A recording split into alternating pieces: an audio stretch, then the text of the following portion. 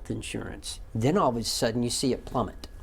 Well, exactly. I mean, you know, we have employer-sponsored coverage in this country, and about 180 million Americans have their employer-sponsored coverage. So when you see in the polls that 59%, 53% support Medicare for all, but then, as you say, well, what do you think about Medicare for all if you are going to lose your private insurance? Well, the numbers drop down to 37%.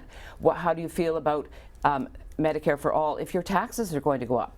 Support goes down also to 37%. I think the problem is the American people don't really understand what Medicare for all means, and it sounds great and it's free, but you have to get under the weeds, unravel the onion, and explain what it will mean for their health care, and that they won't be able to keep their employer-sponsored coverage, of which in the recent poll, 71% of people who have ESI like it. They rate it as excellent or as good. So when Elizabeth Warren gets up, I've never met a person in my life who likes their health insurance. Well, who has she talked to if 71% like it? I like my insurance. I mean, you know, these are sort of lies to the American people, which people think, well, if no one likes it, well, why wouldn't we have the government take it over?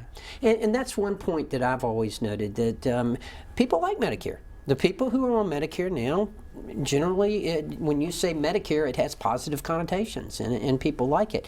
However, yes, add everybody into it, and what's going to happen? Well, right, and you know, if you look at Medicare today, which came into being in 1965 under President Johnson and the Great Society, you know, we're spending about $700 or $800 billion a year on Medicare, and the Medicare trustees have said that Part A could be bankrupt, you know, by 2030. A lot of people, I would say probably upwards 50% of people on Medicare today now have Medicare Advantage or Medicare Supplemental, because 1 in 3 docs is not taking new Medicare patients because they are reimbursed at about 40% below what they get paid for treating people like us with private coverage. And I think that's a very important statistic that, you know, so if the government took over the whole thing, it would be far worse. Doctors would quit. I mean, just think about medical doctors.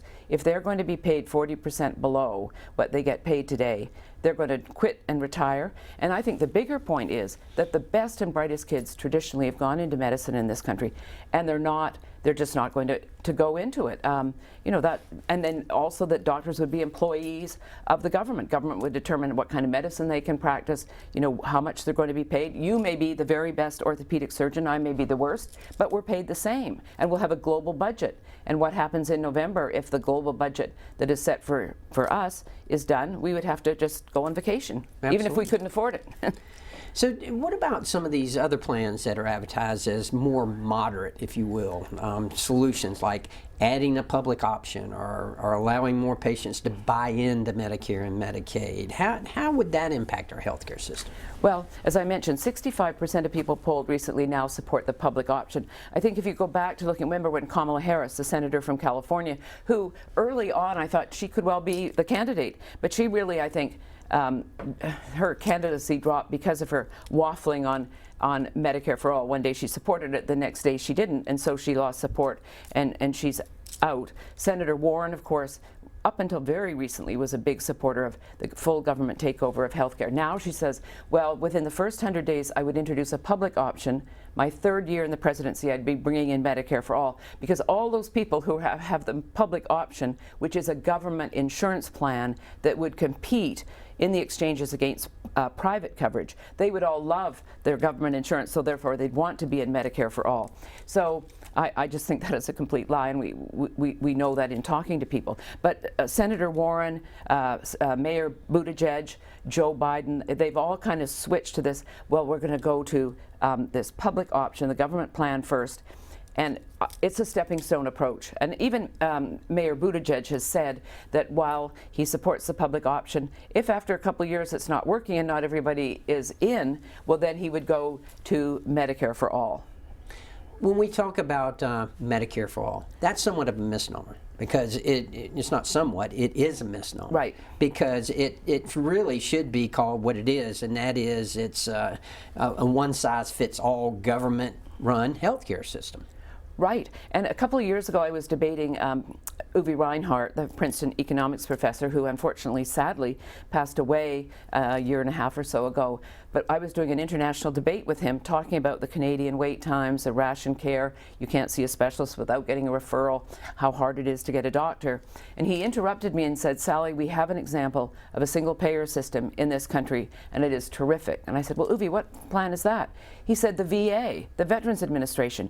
And of course, this was before all of the information came out about the fact that our vets are not getting top care. They're on waiting lists. They don't have access, as you well know, to the latest drugs and biologics that are available for people who have private coverage. So we really have to educate people. And I think, you know, the American people understand now that the Veterans Administration is a disaster.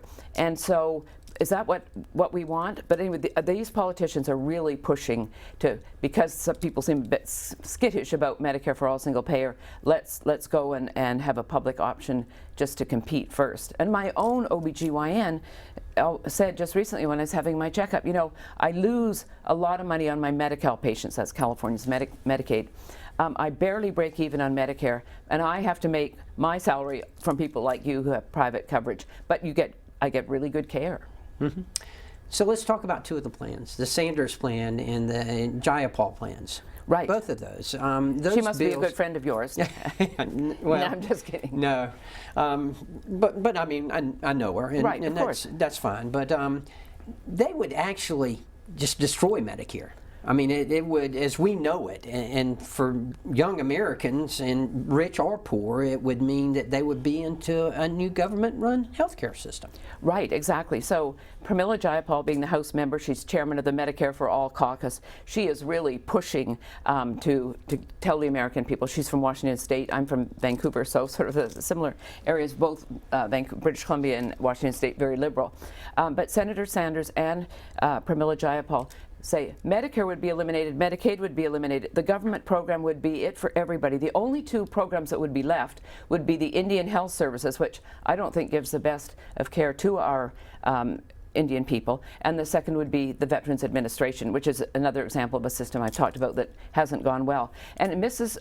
Jayapal has admitted when asked, well, what would happen to all the people that work in the insurance industry and things like that? And she admitted that 1 million people in the insurance industry would lose their jobs. And Elizabeth Warren, when was confronted with that, she said, and asked, well, what will these people do? And she said, well, they can work in the auto insurance industry or the life insurance industry. There's no comparison to working in the health insurance versus auto insurance. And of course, Bernie Sanders said, well, yes, 1 to 2 million will lose their jobs, but I'm going to set up a federal training program to retrain all of those people so that within 5 years they will have a new career.